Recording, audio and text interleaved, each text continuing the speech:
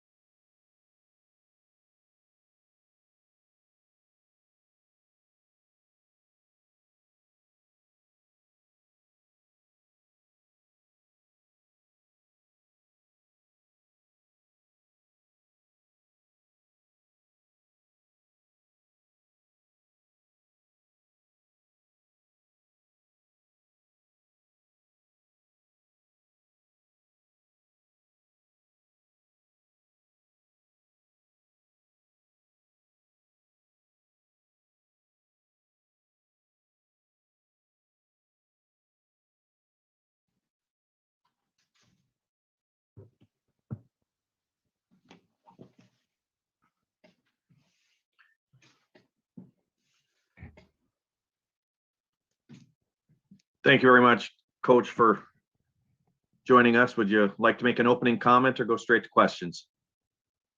Yeah, give Iowa credit. Yeah, give Iowa credit. I thought they really played well. I think they clearly outplayed us, outperformed us, outcoached us. We got to get back to work, but give them credit. Give them credit. We've got to get back to work and get some guys rested up and healed up and get moving forward. Great. Thank you, Coach. And we're going to open up questioning. We'll open up with Steve Hellwagon. Steve. Yeah, Coach. Obviously, you played him once before and had somewhat of a plan with Garza, but this time it just seemed like he was a half step ahead of you guys most of the way and got really good, clean looks that he was able to complete. Just your thought on what you could do, if anything, against him this time around. We couldn't do much, honestly. We couldn't do much. We weren't able to take away some of his strengths when we were playing him one-on-one. I didn't think we had enough detail, and some of that is we've got some young guys playing him, but that's my fault. We obviously got to guard him better. They had a good attack with some of our double teams, and they made shots. Yeah, the other thing I would ask is, it seems in this 3-game streak here, you've lost some production from some guys who were pivotal during the stretch where you won 7 in a row. How important is this next 6 days to get everybody back up and producing at the level where they were, or as close to that level again? Yeah, that's certainly something would be nice to see.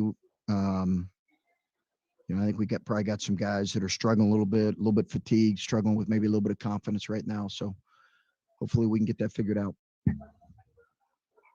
Next, we'll go to Bill Landis from The Athletic. Bill? Chris, last 2 games, obviously the offense has just not been as crisp as it's been for the large part of the season. I know you're seeing some teams second time around, and maybe that's a factor, but just what are you seeing from your guys on that end when it comes to just kind of being efficient more consistently? Yeah, I didn't think the ball moved very well today, so I just didn't think it moved, and Iowa's activity had something to do with that. I just did not think it moved very well today, so we've got to take a look at it. The ball's got to move. We got to take a higher quality of shot than what we took here today, and we were really, really sloppy with the ball, as sloppy as we've been all year. Next up, we'll go to Adam Jardy with the Columbus Dispatch. Adam?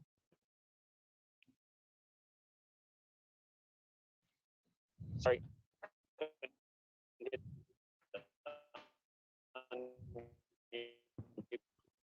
You know what, Adam? We're struggling a little bit. Let me jump to It's offense or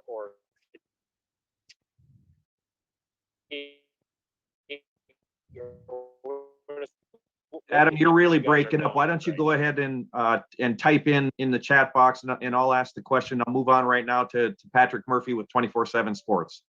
Patrick?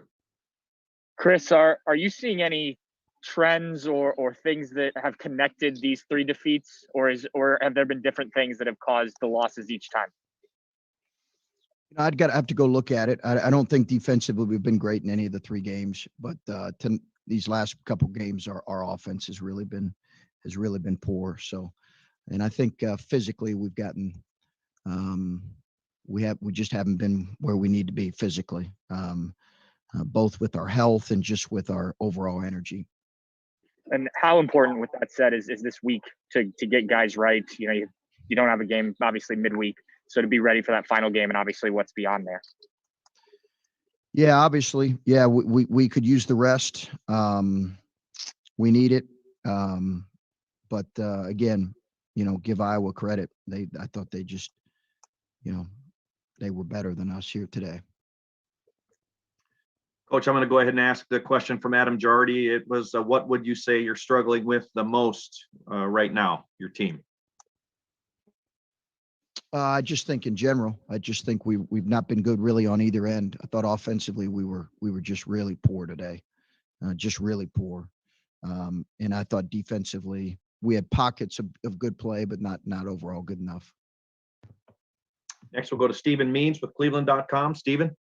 Coach, to the point of getting some guys some rest, Musa, for what his skill set is and also what Kyle Young brings to the table, how hard has it maybe been this past week with those guys maybe being in and out of the lineup, in and out of practices, and not really getting a chance to get chemistry on that end of the floor when you're playing some of the teams of the level you're playing right now? Yeah, I would like to be able to have practices of where we can have a full team. We just haven't had that, and I don't know that that's necessarily possible the rest of the year. I do think that would help if we didn't have, 3 or 4 guys out for multiple practices or out for large segments of practice. But we'll see. I think a lot of that's just depending on what the medical staff is going to tell me regarding their overall health. Next up, we'll go to Bruce Hooley with Press Pros. Bruce? Chris, I know that there's always a temptation as a coach to internalize it and look at what are we not doing right. But you are playing in a league with 4 top 10 teams and 8 or 9 NCAA tournament teams. Is there any cautionary tale on the part of you and your coaching staff to not over dramatize what this is, because this is a pretty daunting stretch, I think, for any team? Yeah, Bruce, I think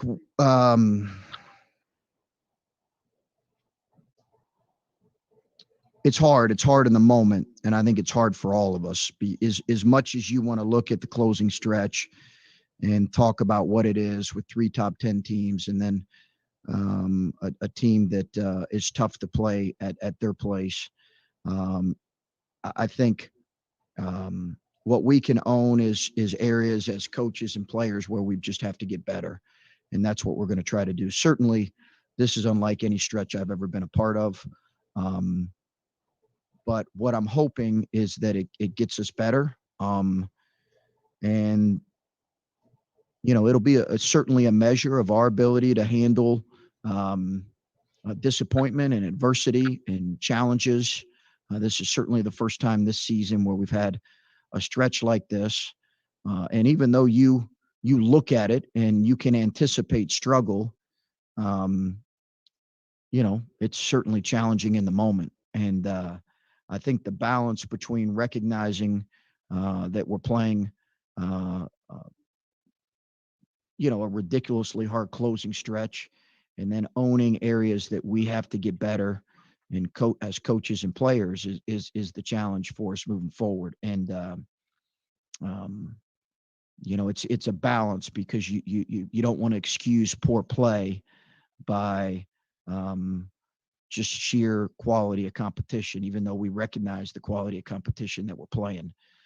We've got to get better in areas, and we've got to use this to help us get better. In the aftermath of the 2 emotional games you played coming into this one, and the circumstances, particularly of Thursday, did you feel your guys were where you wanted them emotionally coming into today, or did you have some concerns about that? They look like they didn't quite have the bounce at the beginning that they normally have. No, we didn't. We clearly didn't, and I've got to look and figure out why. We clearly did not have the emotional juice that we've typically had. And I'll be honest with you, I did not recognize that yesterday. I thought we might, but we clearly didn't. And I've got to do a better job trying to find ways in which our guys can. We got to get there. We got to get there. Thank you. I'm going to go to 2 more individuals who haven't asked yet, but I'm also going to go to Adam Jardy to see if his microphone will work. But first, we'll go to Colin Hass-Hill with Levin Warriors. Colin? Chris, you guys showed some life there offensively at the beginning of the second half, and then I think the last 10 minutes you only made 1 shot from the field. What sort of changed there at that part of the game that it seemed like you were figuring something out, and then it couldn't be sustained? I'd have to look at it, Colin. I don't think the ball moved as well. We did sub a little bit, and I don't think I did a great job with the rotation in the first half. But in the second half, we went a little bit of a tighter rotation. But I did not think we had, I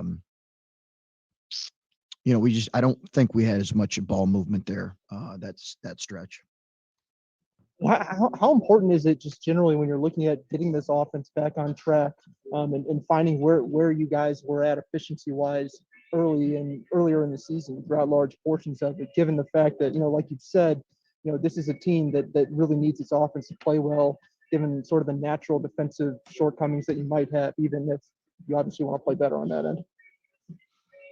What was the question again, Colin? How important is it to get this offense back on track, given the fact that obviously it's so Yeah. important to what you guys? Yeah, no, I think it's important. I think we got to get to playing better. We can't have 13 turnovers against a team that typically doesn't turn you over much. We were too careless and loose with the ball. We were sloppy with it. Yeah, it's we got to be better on that end. We certainly got to be better on the defensive end. I'm going to go back to Adam Jardy with the Dispatch. Adam, go ahead. Chris, with Kyle, obviously not knowing, kind of watching him through warmups and deciding, how much did you think you might get from him in this game, and did it match what you did get? Kyle was not as normal. Some of that's having a week off and not practicing at all. So he gave it his best. I give him credit. He gave it his best. He really did. He gave it his best. And you talk about, like, players make plays. You talk about making winning plays, and it just seemed like today, as you were answering Bruce's question about not overreacting, maybe. What needs to change, I guess, maybe from a mindset standpoint right now, that some of these plays that you guys were able to make in key situations earlier in the season are just becoming more difficult? Is that a mindset thing that needs to flip back, or I think. What do you see there? Yeah, I think it's more of an execution thing right now, Adam, in my mind. I'm sure there's a confidence element to that's important for our guys, if that's where you're going with that. But I think it's as much as anything, I think we just have to get back to work and get back to executing and get our minds and our bodies freshened up. We're going to end the press conference today with questions from Brendan Gulick from Buckeyes Now on Sports Illustrated. Brendan?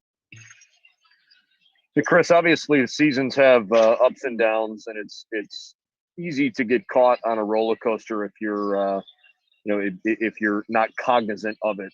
I'm curious what the morale of the team is like right now, because you had some high highs, and obviously, this would probably qualify as the frustrating part of the season. How are you guys, trying to stay even keel, because your goals are still very much attainable? Yeah, I've not. We're going to meet here in a little bit, so I'll have a better gauge on that. After we spend some time together and get them here together this week. I think. Again, I think as much as anything, Brendan, we're just, we've got to take a look at areas that we have to own and improve on. And at the same time, we I think recognize that, sure, we built a really quality, season up to this point, but we've got to play better. And obviously, there've been plenty of good times. This is the first time where we've really hit significant struggles, and we've got to respond here in this closing stretch. All right, Coach. Thank you, Adam. I don't know if you had one more question you were going to ask or not. Sure. Chris, I just wanted to ask, we were just told that players are not available after this game, and I just wondered if you could tell us why, and I guess what message you're trying to send in this moment.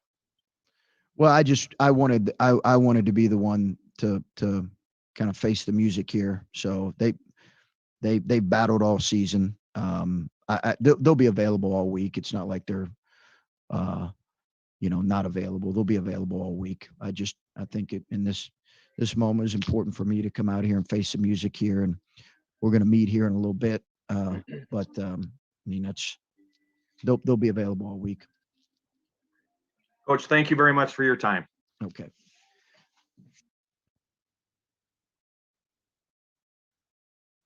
All right, folks. Sorry about that. I misinterpreted what my note was. So Thank you. Yeah, you betcha, guys. Thank you, and we'll be in touch, and have a good evening, and we'll see you later in the week. Take care, everyone. Yeah, good job, Thanks, Jerry. Jerry. Thank you.